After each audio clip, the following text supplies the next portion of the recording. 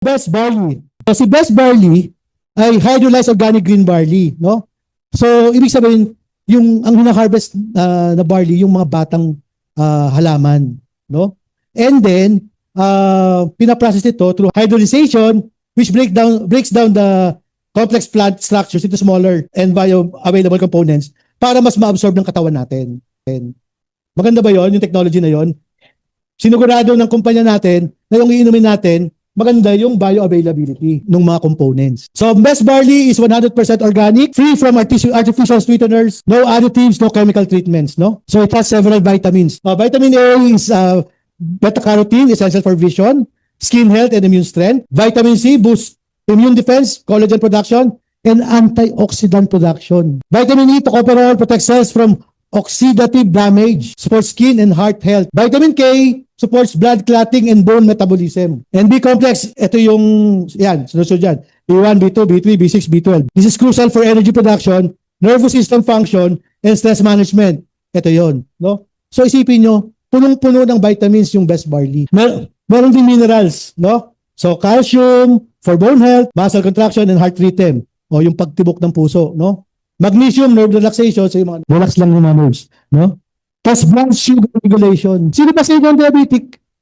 Taas nga kamay. Sino yung may history ng diabetes sa pamilya? Guys, makakatulong to sa inyo.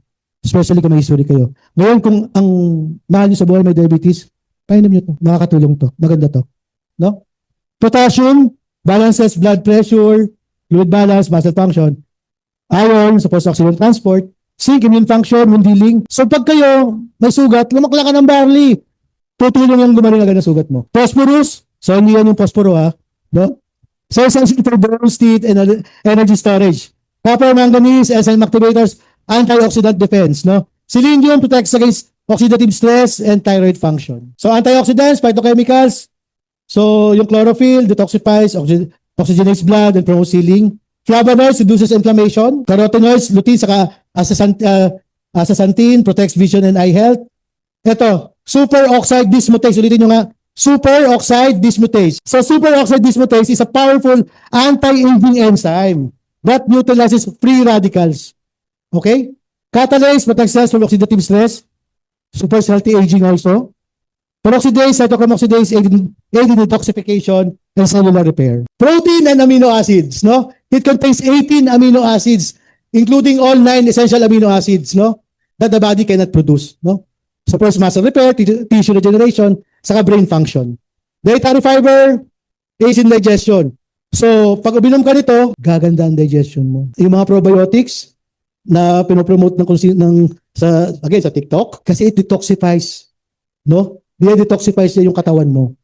So, hindi lang niya ikaw pinapadumi, dinedetoxifies niya yung lahat ng dumi sa katawan mo. So, sa best barley, immune and disease prevention, detoxification and cleansing, energy, vitality, and mental clarity, anti-aging, skin health, digestive wellness, heart and circulatory health, blood sugar regulation.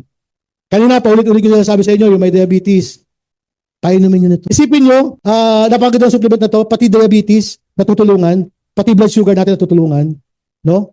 Ang diabetes, napakahirap gamutin. Wala nang gamot sa diabetes eh. Kailangan lang natin ma-regulate siya. Mahirap i-reverse ang diabetes. Bone and joint strength. O sino yung meron dito iika. Iika pagdating ng hating gabi.